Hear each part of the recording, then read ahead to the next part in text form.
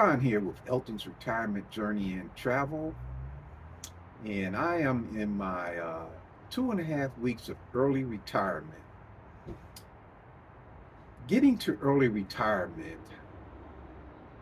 I had a lot of mentorship, and the mentorship came from people who I viewed their channels who had already retired early. And what I've been doing is featuring some of these people who, to me, have been mentors in helping me understand the process of retirement. And today, it's Retire with Steve. Steve is the host of Steve's Retirement Corner. He lives in Virginia outside of Richmond. And Steve's Retirement Corner appealed to me as a normal working stiff who managed to retire early at 57, I believe. His laid back approach showed me anybody can achieve financial independence. Takeaways: Steve has low expenses and no extreme debt. Seeks assistance from financial advisors and meets twice a year. Built-in increases via his pensions as he waits to take Social Security. Steve's got raises that will come in as he goes into closer and closer to retirement. I think he's hit the 59 and a half now, where he doesn't have to be dealing with the 401k and the 20% and all of that kind of stuff. So he's got a lot more flexibility, which he covers all those key points in his videos. He keeps himself busy by creating projects, restoring a bench to Green Bay Packers colors. I think that's his team. Created knickknacks to allow him to paint edges, both sides of shells, and a hanger to paint the bench wood. He had one of his videos. He had created something. So he got the wood that lines the bench. He hung it up there, and he was able to paint it and let it dry there. And I thought that was pretty innovative. And then he did some shelves. He's got some where you paint a shelf. You need to sit it on some. You do the edges, let it dry, and then you need to flip it over. I think he just had some screws in there that sit on. But that's the kind of stuff that he does. Checks on his elderly neighbors and helps them out. He showed me how to take it slow in early stages of retirement. And what I mean by that, once you retire, you've been working all these years, you kind of just take a break. I know I've been doing that myself. I take my afternoon naps. I took one today. Matter of fact, I think I've been taking one almost every day, at least trying to lay down for a little bit and relax. Any projects that I may have to do, you just get to them when you can. Try not to stress yourself out. I had just wiped down these. I've got some stuff that gets the mold off, so I went over here. I could rinse it off, but I'm not going to do that. The next heavy rain, it'll blast most of that off. But that kind of stuff, because I don't have a W-2 job anymore. That's 40 hours. I still have a part-time job. So the taking it slow. I do have some vacations planned, but I'm not running out spending the money that I saved to do some of the things I set out. Let's just take it a little slow. You've only been in here, and I'm basically doing a test drive with my early retirement. So he's helped me with that because he just has a laid back approach, stays close to home, and things like that. Celebrates new retirees, which I am mentioned October 7th.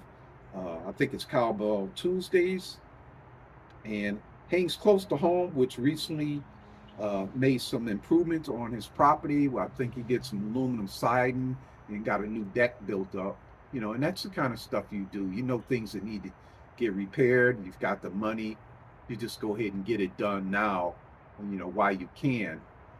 And that's the kind of stuff. Me, I don't have anything to do now since I'm in a condo.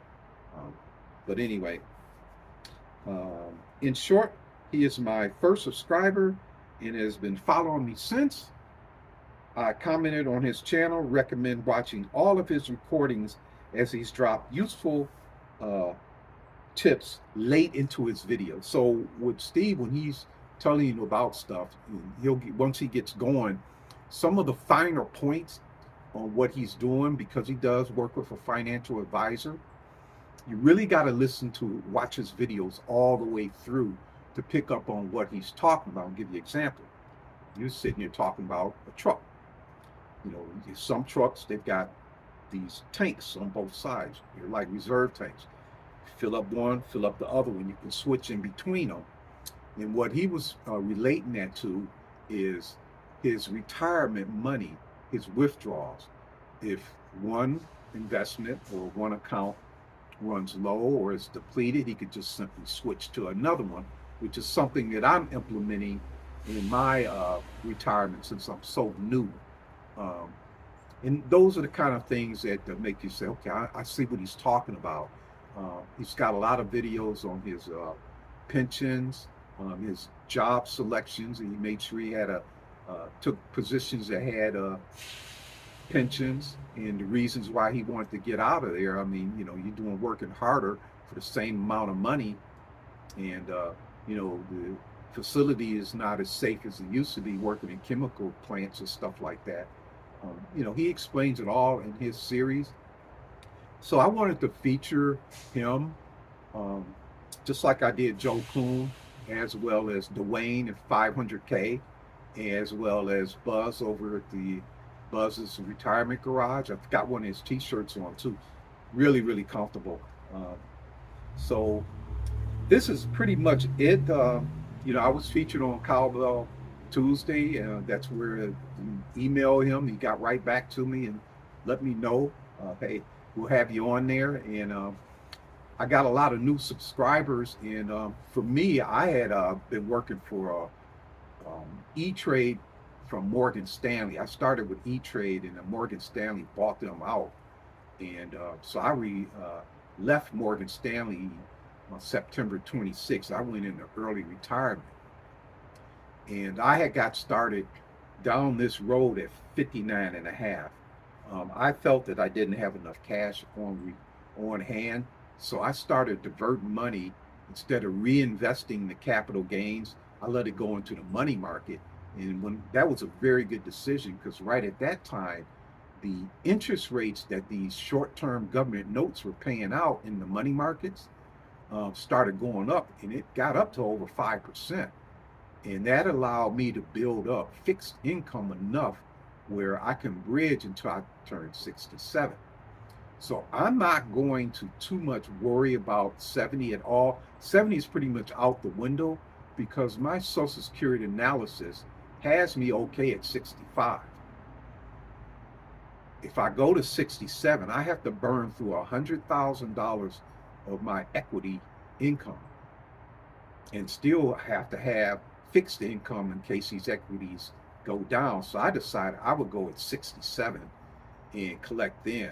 And the money that I'm drawing out of the fixed income or the equities, I will be able to flip-flop it, because the Social Security will pay for everything.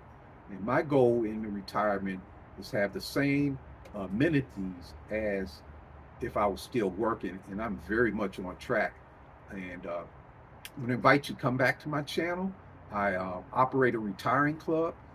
The Retiring Club series of videos are pretty much designed for anyone who just wants to get in, open an account, start stashing money in it. Covers some of the paperwork that you would get, all of the disclosures and your statements, how you need to keep those and keep an eye on it. I do some portfolio turnovers, which I'm very proud of. Those videos didn't get many views, but you got to keep an eye out on your investments. If they're not performing, you're better off keep knowing what you paid for them, where they're at now, selling them before you lose money and moving into something else, which I've successfully done, and I demonstrate that in those videos. But my name is John. I'm newly retired. I'm a member of the FIRE movement, and I want to ask you to subscribe to my channel. I'm looking to get 100 subscribers, and then I will demonstrate how I plan to finance myself in retirement without selling any of the shares in the mutual funds or the ETFs. And if it works out well, I won't even have to touch the fixed income, and the Roth accounts I can continue to grow. I want to present that at 100 subscribers. So If you like this channel, go ahead and subscribe, and I'll be putting out some videos pretty regularly. I am started my volunteer services, so I got a orientation on Thursday for Meals on Wheels. I worked at a pantry, and this was the second day for that. And that environment, you get a lot of bulk stuff in, and they use a lot of freezer bags where you have to spend a lot of time separating stuff and filling them, and then it goes out to the public, and they grab these things and they can go home and either microwave them or air fry them or do whatever they want with them. But the facility I worked at, they had a lot of stuff, and they were getting a lot of stuff every day, and it just amazed me. I said, man, I wish I had some of this stuff. It was just amazing. But anyway, I'm going to go ahead and end this. I don't want to go too long, and I wish you well, and I hope you come back to my channel. My name is John, also the host of the Retiring Club, and make it a good day. Thank you so much.